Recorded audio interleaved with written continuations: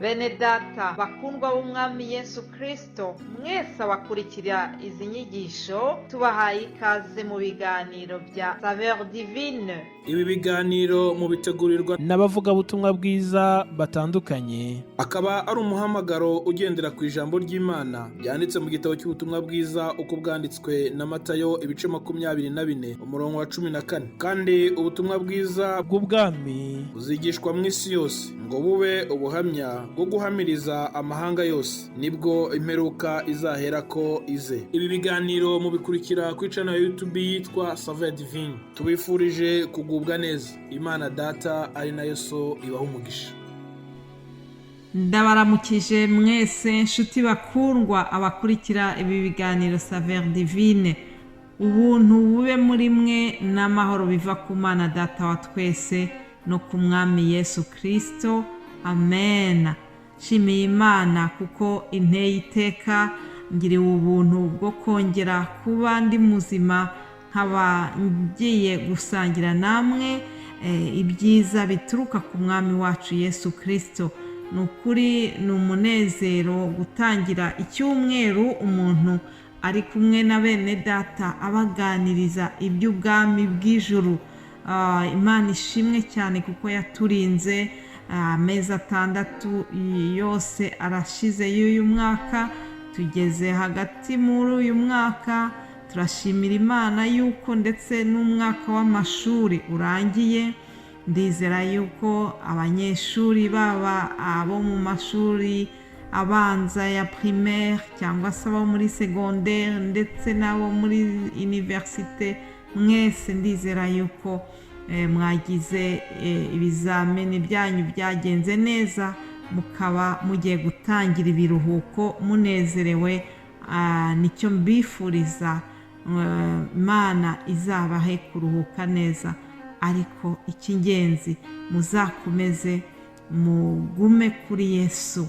Abari muri Yesu tugumemo, ntihagire ahandi turangarira. Oya, ibiruhuko ntibitume muva kuri Yesu. Ibineza neza byo muri vakanse ntibigukure kuri Yesu. Aleluya. Imana ishimwe rero yuko tugiye gutangira iki cyumweru gishyashya. Munyemerere dusome amagambo ari mu Bafilipi igice cya mbere uhereye ku murongo wa 3. N'amagambo Paulo yabwiye abi Filipi abereka urukundo abafitiye. Aravuga ati, nshima Imana yanjye iteka uko mbibutse, ngo kandi uko mbasabiye mwese iteka ryose mbasabira nezerewe, kuko mwafatanyije nanjye umurimo wo kwamamaza ubutumwa bwiza muhereye ku munsi wa mbere mukageza na n'ubu. Icyo nzi neza rwose ntashidikanya nuko yatangiye umurimo mwiza muri mwe izawurangiza rwose kugeza ku munsi wa Yesu Kristo. Imana ishimwe cyane. N'amagambo yoroshye gusobanura, n'amagambo ari mu rukundo, n'amagambo yuzuye umunezero. Biraryoha, birashimisha kumva amagambo nk'aya ngaya. Nuko rero intumwa Paulo ishimira aba bakristo baba Filipi, ibashimira ku buryo babanye nawe. Paulo arabashimira, arababwira ati, bintera umunezero kubona ukuntu ngo mwafatanyije nanjye, ukuntu bamufashije mu murimo w'ivugabutumwa yari arimo wo kwamamaza ubutumwa bwiza, ngo baramufashije ngo guhera ku munsi wa mbere mukageza na n'ubu. Nanjye ndagira ngo mbashimire mwebwe mwese abafashije, abadufasha muri uyu murimo wo kwamamaza ubutumwa bwiza muri Saveur Divine. Hari abatangiranye natwe kuva mu mwaka w'ibihumbi 2019. Muzi neza yuko iyi ministère ya Saveur Divine imaze imyaka 2 n'igice itangiye. Hari bene data twatangiranye iki gikorwa, hari bene data bakurikirira ubutumwa bwiza. Muzi neza ko natangiye mvuga ubutumwa mu rurimi rw'igifaransa gusa, hanyuma umwami wacu Yesu yaje kwagura uyu murimo, nuko uyu munsi ubutumwa bwiza buratambuka no mu rurimi rw'ikinyarwanda n'ikirundi ndetse n'icyongereza. Haleluya, Imana ishimwe cyane. Nuko rero ndashimira mwebwe mwese abadufasha muri uyu murimo, abadusengera, abatwifuriza iterambere. Nukuri Imana ibaha umugisha. Nshimiye cyane kandi bene data bafatanya kugira ngo batugezeho ubutumwa bwiza. Mubona yuko inyigisho dutanga ni iz'iminota mikeya cyane, ariko ndagira ngo mbabwire ngo nubwo ari iminota mikeya, ndagira ngo mumenye yuko mu gutegura ubutumwa butwara umwanya munini usumba ya minota 10 mubona. Rero Imana ibaha umugisha kubwo kwitanga kwabo, kandi nzi neza yuko umuhati wacu atari ubusa. Nkuko mubimenyereye rero, buri cyumweru, buri wa mbere ngewe mbagezaho umutwe w'ijambo tuziga mu cyumweru kigiye kuza. Mu by'ukuri tuzaguma muri cya gitabo cy'ibyakozwe n'intumwa, ntabwo tuzakomeza kuvuga ku bitangaza intumwa zakoze, oya, tuzavuga noneho ukuntu habayeho itotezwa nyuma y'uko ziriya ntumwa umwuka w'Imana azikoresha ibikomeye, ntabwo byaboroheye. Muzi neza yuko ntabwo Satani ajya yishimira yuko umurimo w'Imana utera imbere, oya, ahora arekereje ashaka kuduca intege, ashaka kutubabaza. Ni nako rero byagendekeye bano bene data. Intumwa za mbere nazo zahuye n'akarengane, zahuye n'itotezwa byuririye ku mirimo ikomeye Imana yabakoreshaga. Nuko rero abanyamadini bo muri icyo gihe batangiye kubatoteza. Muri iki cyumweru rero tuzareba ukuntu Pawulo, intumwa Paul, yahuye n'ibikomeye ariko ngo ntabwo yigeze acika intege.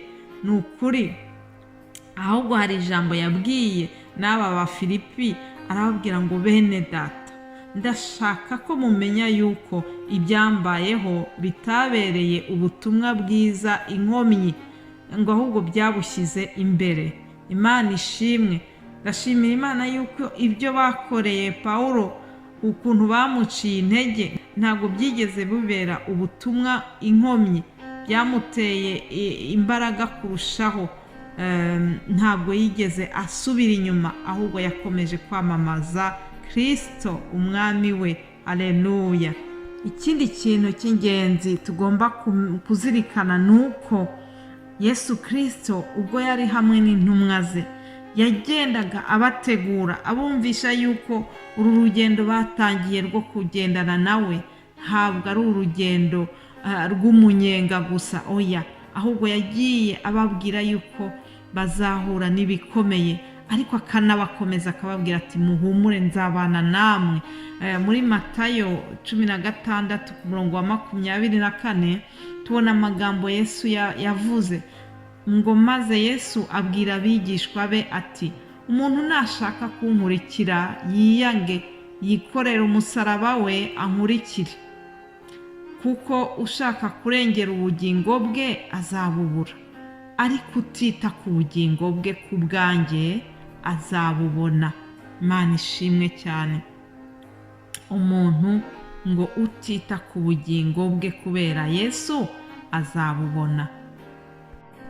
Intumwa Pawulo ntabwo yigeze yita ku bugingo bwe, yakoreye Imana nta adafite n'ubwoba bwo gupfa. Yigeze no kuvuga ngo kuri njyewe ngo gupfa ni inyungu. Yabibonagamo inyungu kuba yapfira Yesu. Yesu nawe ntabwo yigeze amutererana mu bikomeye yahuye nabyo. Muri iki cyumweru tuzavuga kuri Pawulo, ibikomeye yahuye nabyo, ariko tubona yuko Yesu yabanye nawe nk'uko yari yarabisezeranyije. Byakozwe n'intumwa 18:9 handitse ngo, maze umwami Yesu abonekera Pawulo nijoro mu nzozi, aramubwira ati, ntutinye, ahubwo uvuge we guceceka, kuko ndi kumwe nawe, kandi nta muntu uzagutera kukugirira nabi, kuko mfite abantu benshi muri uyu mudugudu, aleluya, ngo amarayo umwaka n'amezi 6 yigisha ijambo ry'Imana muri bo. Imana ishimwe cyane. Pawulo ntabwo yigeze aceceka, kandi tubonye yuko umwami Yesu yamubwiye ngo ntutinye, ahubwo uvuge, ntutinye, ndi kumwe nawe.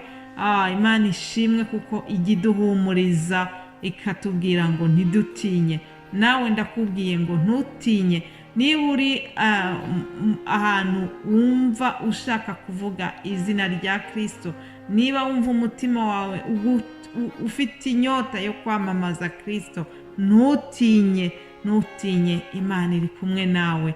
Reka ndekeraho, tuzakomeza kumva ibyo bene data bazatubwira, bazatwigisha kuri iyi teme. Ndabahugurira ni ukuri gukurikira izi nyigisho, kuko nzi neza ko hari byinshi muzungukamo. Yesu rero nabaha umugisha, mugire umunsi mwiza, ndabakunda, amen.